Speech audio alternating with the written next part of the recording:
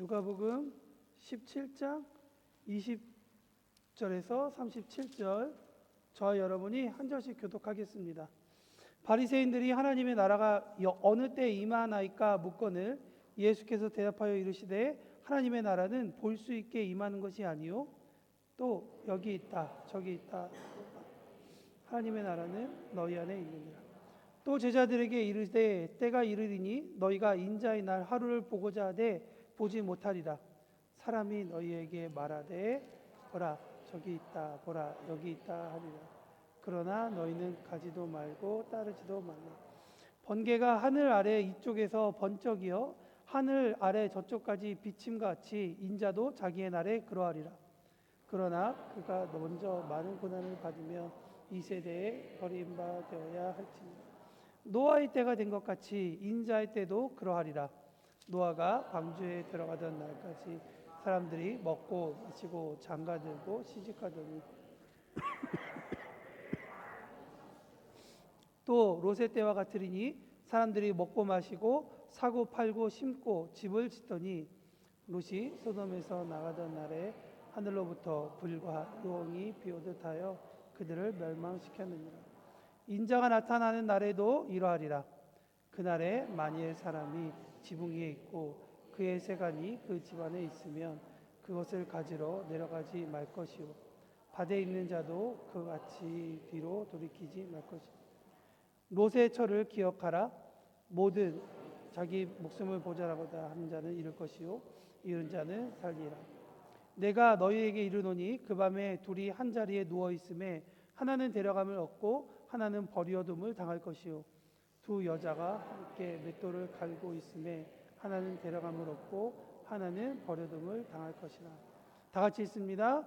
그들이 대답하여 이르되 주여 어디오니이까 죽음이 있는 곳에는 독수리가 모이느니라 하시니라. 아멘. 여러분 중동 전쟁이 계속 한창입니다. 예루살렘에서 사역하고 있는 제 동기 목사님 설교 때 제가 가끔 말씀을 드리는데요. 동기 목사님과 톡하면서 안부를 자주 나누며 현지 소식을 좀 듣고 있습니다. 어떻게 지내냐 하고 물어봤더니 언제 사이렌이 울릴 줄 몰라서 좀 그게 많이 불편하다. 그리고 사이렌이 울리면 방공호에서 들어갔다가 또 말하면 방공호에서 나오고 하루에도 몇 번씩 그렇게 들어가야 되는 현실을 살고 있다라고 이야기를 합니다. 여러분 이게 참 멀리 있는 얘기가 아니라 여기서 비행기 타면 몇 시간밖에 안 떨어져 있는 아주 가까운 곳에서 일어나고 있는 현실입니다. 아까도 말씀드렸지만 우리가 살고 있는 이제 이탈리아와 유럽도 큰 영향을 받고 있죠. 큰 걱정거리입니다. 이 사태를 어떻게 우리가 바라보고 있을 것이냐. 누구는 뉴스를 보면서 이건 이렇고 저건 저렇고 누가 이렇고 저렇고 하는 세평도 많은 것 같습니다. 어서 전쟁이 끝나서 빨리 기름값이나 다시 떨어졌으면 좋겠다. 물가 떨어졌으면 좋겠다라고 바라는 마음도 있을 겁니다. 제가 이런 생각을 하면서 있다가 사실은 설교를 준비하다가 이번 주 설교는 참 쉽게 마무리가 되지 않더라고요. 보니까 자꾸 설교가 되게 뜬구름 잡는 것 같고 좀 뭔가 너무 이상적인 것 같고 하는 좀 그런 생각이 많이 들었습니다. 그 뉴스를 아마 꽤 관심 있게 쳐다봐서 그렇겠죠.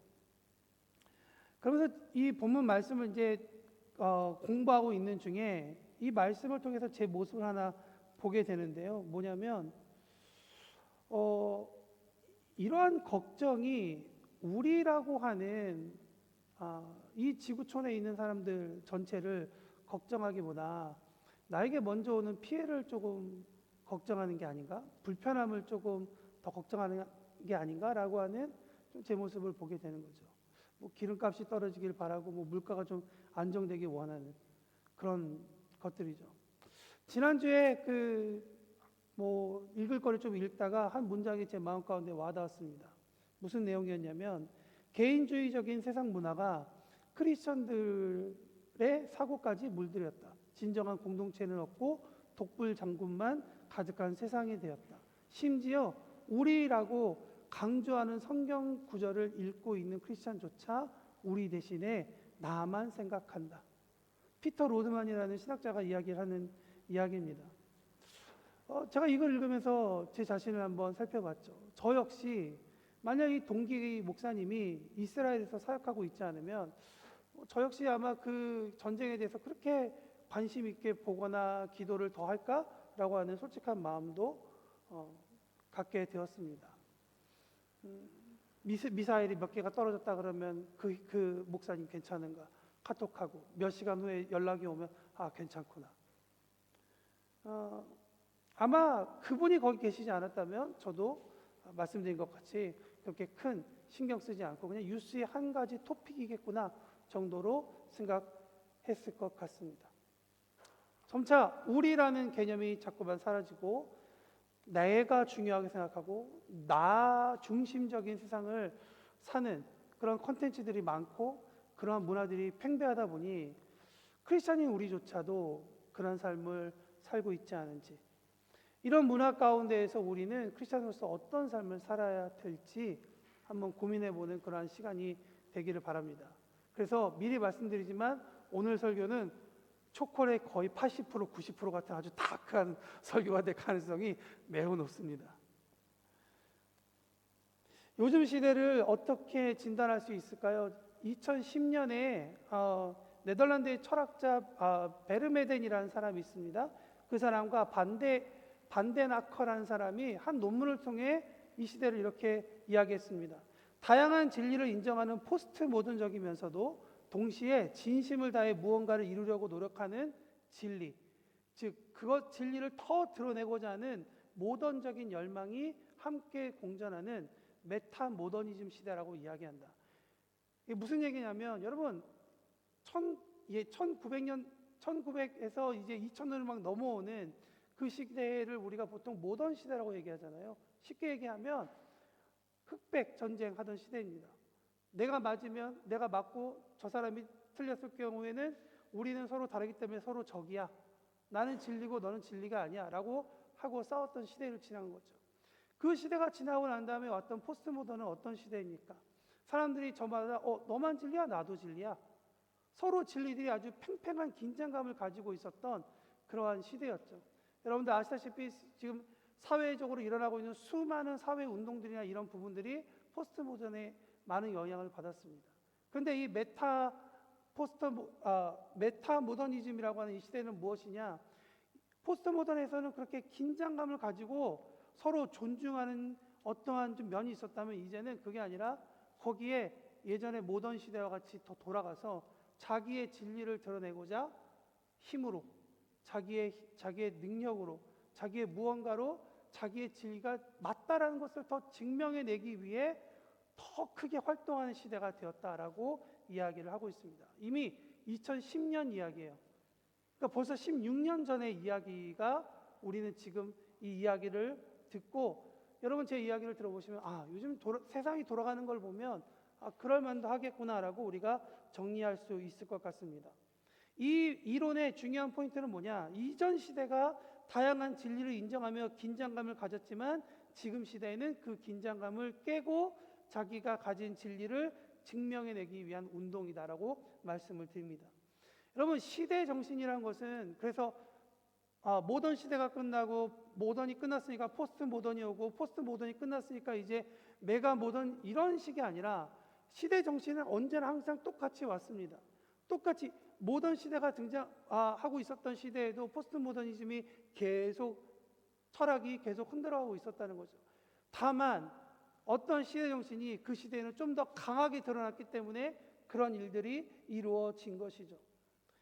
여러분 근데 이 이야기가 요즘 2010년에 발표된 이 논문이 결코 옛날 이야기가 아니라 지금의 이야기이기도 하지만 사실은 오늘 우리가 본문을 읽은 누가복음 17장에도 동일하게 일어나고 있는 아마 거의 2000년 전에도 일어나고 있었던 사건이 아닐까라고 생각합니다. 뭐냐? 시대 정신은 계속 지금 돌아가고 있다. 시대 정신에 계속 휩쓸려서 살 것인지 아니면 시대 정신을 보고 우리가 어떤 삶을 살아갈 것인지를 결정할 수 있는 것은 저와 여러분이라고 저는 생각합니다. 오늘 17장 말씀에 보면 17장 이전에 누가복음에서는 예수님과 바리새인들이 계속 부딪히는 모습을 성경은 이야기하고 우리에게 계속 사인해주고 있습니다. 5장부터 예수님과 바리새인들이 부딪히고 있었는데요. 예수님께서 중풍병자를 고치는 사건이 누가복음 5장에 등장합니다. 예수님이 병자를 치유하시면서 그냥 거기서 끝났으면 되는데 그에게 너가 죄사함을 받았다라고 선포하시자마자 바리새인이라는 사람들이 들고 일어나 예수님을 정죄하는, 단죄하는 그런 사건이 등장합니다. 왜 이런 사건이 일어났느냐? 여러분 잠깐 우리가 바리새인이 어떤 사람인지를 다시 한 번 더 기억해 볼 필요가 있을 것 같습니다. 특별히 이 바리새인들이 믿었던 진리 중에 하나는 무엇이었느냐? 병이 걸렸을 때에는 병자 자신이나 아니면 그 집안에 하나님께로 죄를 지었기 때문에 아마도 하나님이 심판하셔서 그들이 병을 얻었다라고 생각을 했다는 것입니다. 그러니까 바리새 사람들에게 있어서는 어떤 의미를 가지고 있느냐? 사람이 다른 사람들 사이에서 일어난 죄에 대해서는 내가 용서할 수 있을지언정 만약 하나님 앞에서 죄 지은 것을 사람이 사해 준다고 선언하는 행위는 뭐냐면 스스로를 하나님과 동일한 그러한 위치에 두는 행위로 보았기 때문에 바리새파 사람들은 목숨을 걸고 예수님을 신성모독죄로 단죄하는 것입니다. 자신들이 연구하고 지켜왔던 진리에 맞섰던 예수님의 행동이 그들을 자극했다라는 것이죠. 그래서 그 이후에 보면 예수님과 바리새인들이 계속 티격티격 부딪히는 모습이 성경에 계속 기록되어져 있습니다. 조금 더 냉철하게 바라보면 이후에 등장하고 있는 바리새파 사람들이 예수님을 만나서 질문하는 많은 질문들은 아마도 예수님께서 그러면 정말 그가 어떤 사람인지 어떤 종류의 랍비인지에 대해서 궁금할 뿐만 아니라 예수님은 과연 진리 편에 서 있는가 아닌가, 더 나아가면 예수님은 우리와 같은 진리에 속한 사람인가 아니면 우리와 다른 진리에 속한 사람인가, 우리와 적대시하고 있는 사람들과 같이 다니고 있는 사람이 아닌가라고 구분하는 질문들과 또 한 가지는 자기 스스로를 진리 가운데 의로 하나님의 율법을 지키는 선한 사람으로 증명하고 싶어하는 질문들이 계속해서 날서 있었다는 것입니다. 이러한 바리새인들을 예수님은 어떤 관점으로 바라보셨을까가 중요하겠죠. 누가복음 12장에 보면 예수님은 제자들에게 바리새인들의 누룩 곧 외식을 조심하라라고 이야기를 하신 적이 있습니다. 외식이라는 단어를 또 다른 의미로 찾아보니까 조작된 모습으로 행동하다라고 하는 의미를 가지고 있습니다. 조작된 모습으로 행동한다. 가볍게 생각하면 마음은 이러한데 행동은 아닌 척하는 위선의 시작이라는 것이죠. 척한다는 것의 위험한 것은 무엇이냐면 마음이로든지 아니면 겉으로든지 어떤 모습이 진짜인지를 알 수 없다는 것입니다. 결국엔 겉과 속이 일치하지 않다라는 것이 이 위선의 외식의 너무나도 위험한 부분인 거죠. 예수님은 이 부분을 제자들에게 경고했습니다.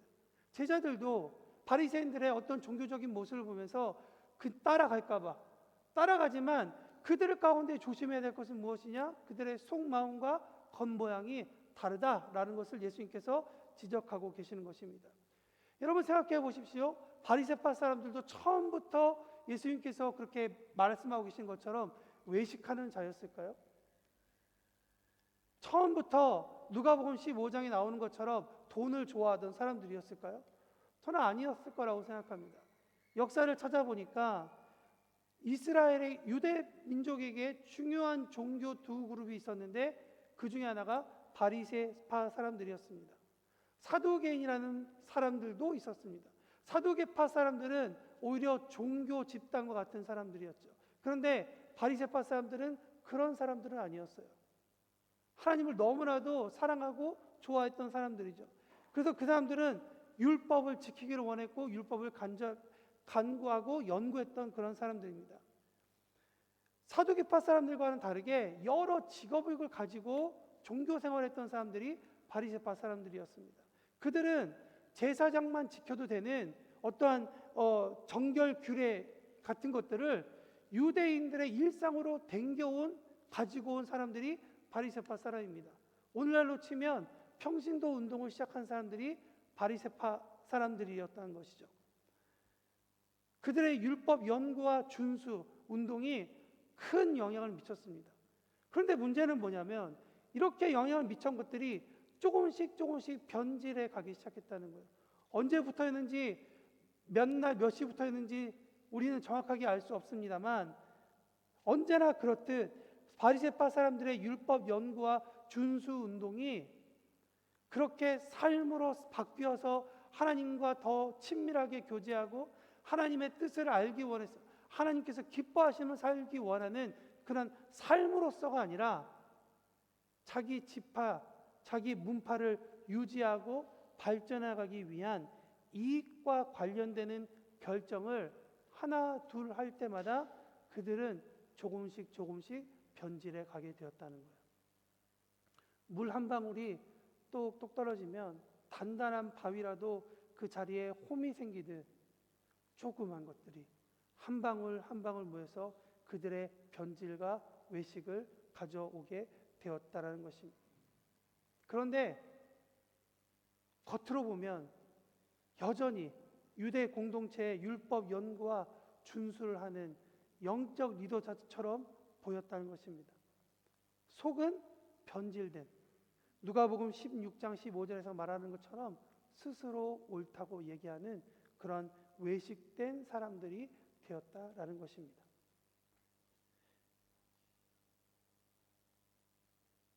이제 우리는 오늘 본문에서 바리새파 사람들이 어떤 의미에서 예수님께 하나님의 나라가 어느 때 임하시느냐라고 하는 그 질문의 의도를 조금은 발견할 수 있을 것 같습니다.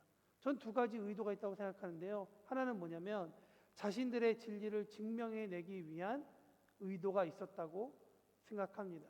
당시 로마의 지배에 있었던 유대인들은 여전히 자신들이 영적 포로 상태에 있었고 죄로 인해 하나님의 영광이 성전을 떠난 상태가 지속된 것으로 해석했습니다.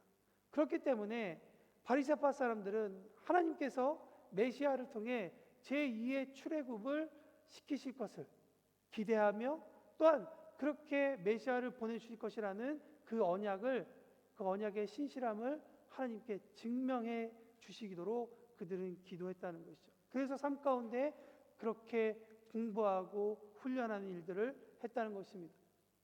또 하나 그들이 질문했던 의도는 무엇이냐?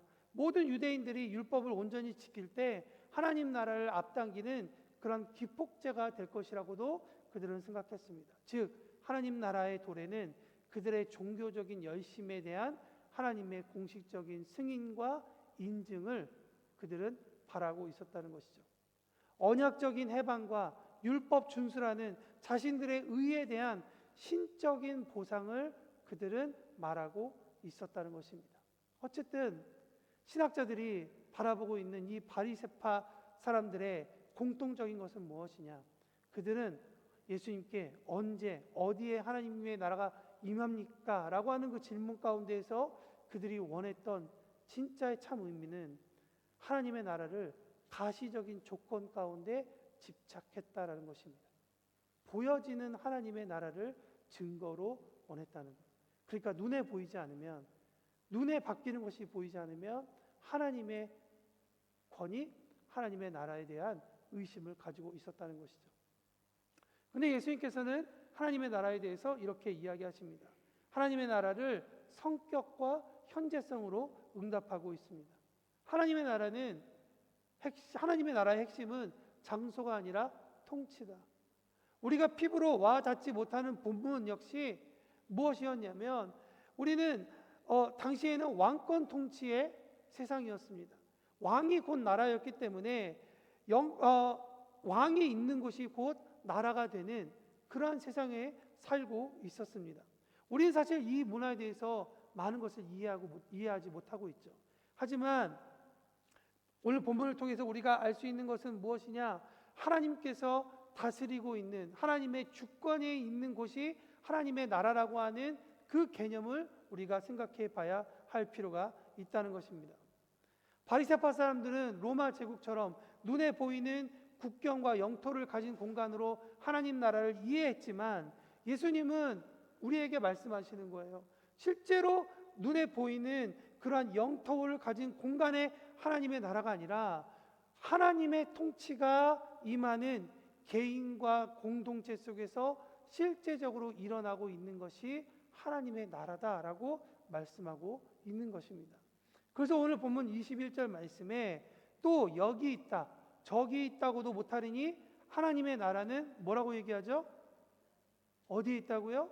너희 안에 있느니라 라고 말씀하고 있습니다.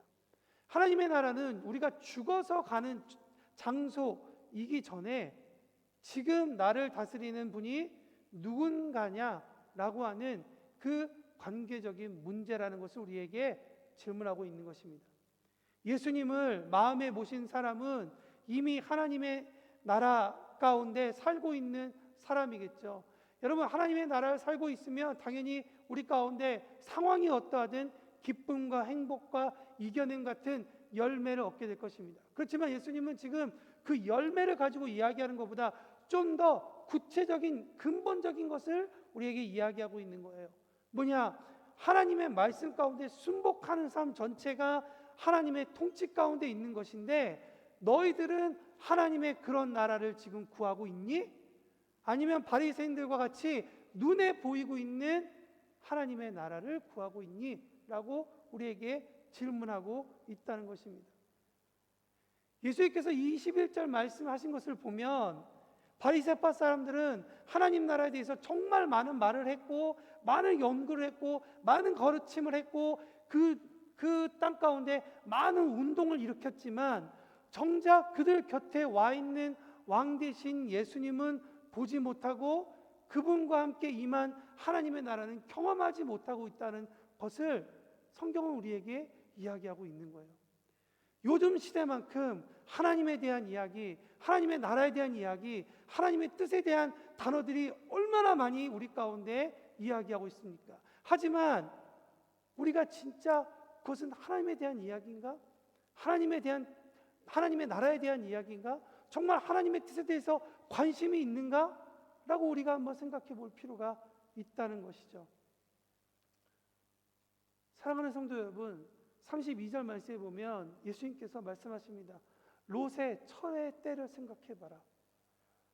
여러분, 왜 이 이야기를 바리새파 사람들에게 비해서 이야기하고 있을까요? 롯의 처는 소돔이라는 곳에서 나가던 날에 하늘로부터 죄 때문에 소돔과 고모라라는 성이 망할 때, 불과 유황이 비 오듯 쏟아지던 그날 밤 현장을 빠져나온 사람입니다. 그러나 그녀는 몸은 그 현장을 빠져나왔는데 마음은 여전히 불과 유황이 비 오듯 하여 멸망해가는 그 안락함과 재물에 묶여 있었던 나머지, 그 결과 그녀는 어떻게 되었습니까? 그녀는 현장에서 살아서 빠져나왔음에도 불구하고 그곳에서 소금 기둥이 되었다고 성경은 이야기하고 있습니다. 몸은 빠져나왔는데 마음은 여전히 소돔과 고모라라는 그러한 우리의 마음을 완전히 망가뜨리는 그러한 곳에 묶여 있었다는 것이죠. 왜 예수님께서 우리에게 그 얘기를 하셨을까요? 혹시 우리도 그러지 않을까? 몸은 하나님 앞에 와 있고, 말은 하나님에 대한 이야기를 하고, 말은 하나님께 그렇게 우리가 가까이 간다고 이야기하고 있는데, 우리의 중심과 우리의 마음도 동일하게 그렇게 가고 있는가? 내 마음의 통치는 하나님보다 훨씬 더 편한, 내 마음에 드는 또 다른 다른 하나님을 만들어 놓고, 아니면 내가 하나님 자리에 앉아서 내가 좋아 보이고 나에게 유익해 보이는 것들에 대해 통치를 받고 있는 모습을 갖고 있지는 않은지. 그래서 크리스찬으로서 나는 괜찮아 보이는 크리스찬이지만 내 속은 그렇지 않은 외식적인 모습을 갖고 있지 않은지 주님께서 우리에게 한번 이야기해 보고 있다고 저는 생각합니다. 30절에서도 예수님께서 말씀하십니다. 인자가 나타날 때 이러한 것이 일어날 것이다 라고 얘기합니다. 여러분 너무나도 잘 아는 말씀이죠. 왜 어떤 사람들이 두 사람이 한 자리에 같이 자고 있는데 한 사람은 데려감을 당하고 한 사람은 버려둠을 당할까요? 왜 똑같은 사람이 똑같은 장소에서 똑같이 일하고 있는데 한 사람은 데려감을 당하고 한 사람은 왜 버려둠을 당할까요? 여러분 이 이야기는 예수님께서 21절에 말씀하고 있는 것처럼 겉모양은 같지만 그 속사정은 다르기 때문 아닐까요?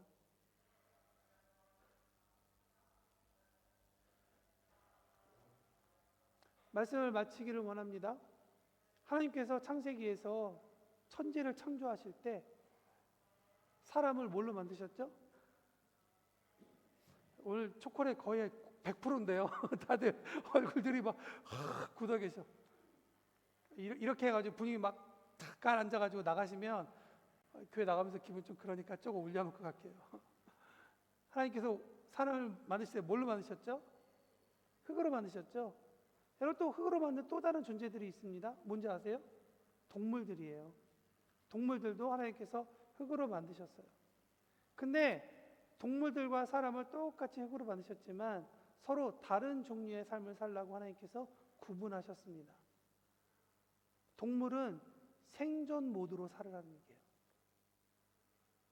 근데 사람은 생존하기 위해 사는 존재가 아니에요. 사람은 삶을 살아가기 위해 만들어진 존재예요.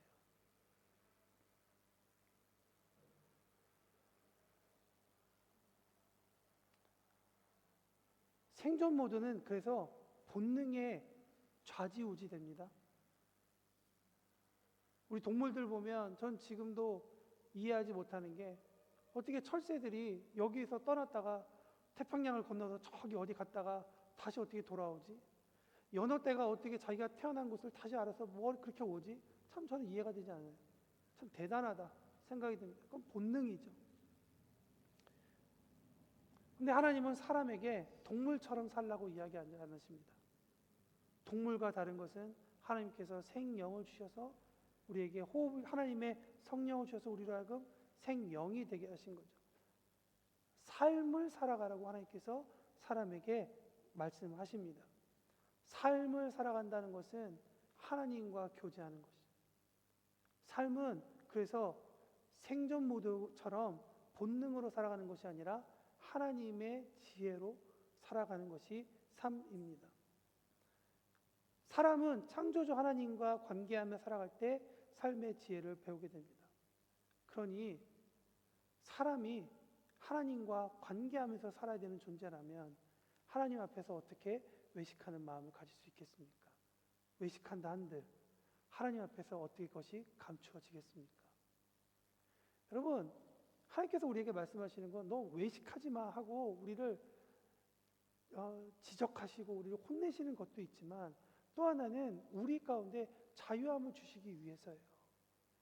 외식하느라고 자꾸만 우리를 가리고 자꾸 가면을 쓰고 자꾸 아닌 척하는 옷을 입고 하는 그래서 너무 불편한 그 모든 것으로부터 자유하라고 하나님께서 우리에게 알려주시는 거예요. 너 외식하면서 너무 무거운 짐 지고 살고 있지 않니? 너 외식하면서 너 괜찮니? 나한테는 그럴 필요 없다. 내가 너하고 같이 교제하고 내가 너를 알고 있는데 왜 내 앞에서 외식하니? 여러분, 큰아이가 있어서 이런 곳에서 얘기하는 게 참 미안한데 목사님들 딸들이 목사님이 설교하면 되게 시험 많이 듣는다잖아요. 맨날 우리 집 얘기해서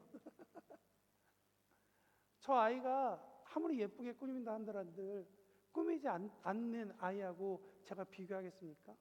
꾸미면 꾸며서 예쁘고 안 꾸미면 안 꾸며서 예쁜 거죠. 하나님 앞에서 우리의 존재는 그런 존재들이라는 거예요. 여러분, 저 한번 이 말씀을 드렸을 거예요. 유대인의 이 개념, 밤과 낮의 개념. 유대인에게 있어서 밤은 그냥 자는 시간이 아니라 그 밤 동안에 하나님과 연결하는 시간입니다. 자는 시간 동안 하나님께서 그의 영혼을 만져주시는 시간이라고 그들은 생각해요. 그래서 그들에게 있어서는 시작이 낮이 아니라 밤입니다. 하나님께서 먼저 만져주시는 거예요. 밤새워 만져주시고 나면 그 다음에 아침이 되어 그들이 깨어 그들에게 준 사명을 따라 살아가면서 하나님께서 채워주신 그것으로 하나님을 경험하는 거예요. 외식하는 사람에게는 이 공식이 맞아 들어갈 수가 없다는 거예요. 하나님께서 우리의 속마음을 그 누구보다도 잘 아십니다. 그러니 우리의 마음을 다시 한번 더 점검하고 속마음이 오늘 본문에서 등장하고 있는 바리새인들과 같다면 아마 하나님과의 관계가 조금씩 변질돼 가고 있는 그러한 상황이라는 것을 주님께서 우리에게 말씀하고 있지 않나 생각합니다.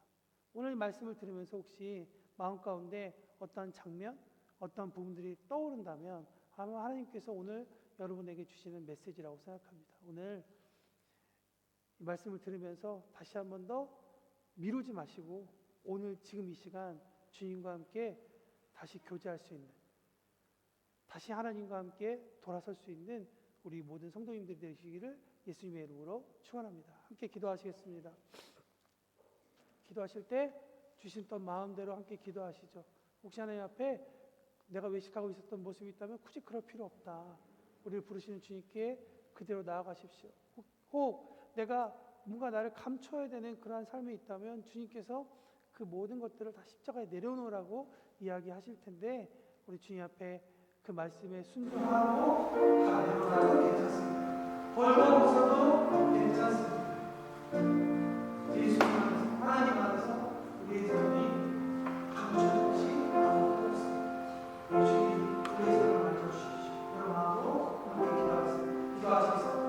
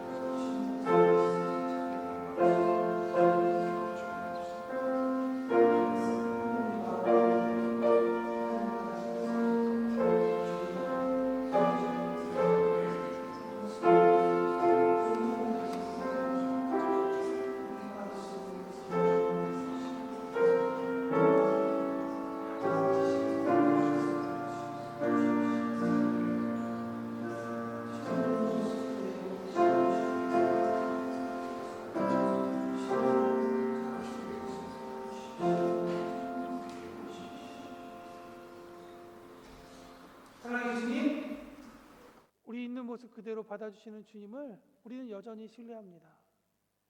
주님, 혹시나 우리도 모르게 바리새인들처럼 율법을 연구하고 가르치고 그것을 적용하는 것에만 집중한 나머지 하나님과의 관계가 멀어지지 않았는지, 겉모습은 있고 속사람은 자꾸만 변해가는 그런 모습을 살고 있지 않은지 생각해 봅니다. 주님의 은혜로 구원을 받았던 롯의 철을 생각해 볼 때 그녀가 그렇게 하나님께 은혜를 입었음에도 불구하고 여전히 그의 마음이 죄 가운데 있었기에 그의 결말을, 그 처참한 결말을 우리가 보며 우리의 삶을 다시 한 번 더 돌이켜 봅니다. 하나님께서 주신 이 기회, 하나님께서 주신 이 마음 잘 간직하고 다시 한 번 더 하나님과의 관계가 새로워질 수 있는 우리가 될 수 있도록 인도하여 주옵소서. 우리의 힘으로는 여전히 우리가 좋아하는 것으로부터, 우리를 유혹하는 것으로부터 자유할 수 없음을 고백합니다. 우리의 육신은 너무나도 연약합니다. 그러니 성령님, 넘치는 주님의 은혜로, 넘치는 주님의 만져주심으로 우리와 함께하여 주시사 하나님, 우리를 충분히 만져주옵시고 우리의 의지를 충분히 깨뜨려 주셔서 당신을 사랑했던 그 첫사랑을 기억하며 그 사랑이 점점 더 세월이 지나갈수록 더 연그러져가는 우리의 삶이 될 수 있도록 인도하여 주옵소서. 우리의 삶을 인도하실 주님을 신뢰하며 예수님의 이름으로 기도합니다. 아멘.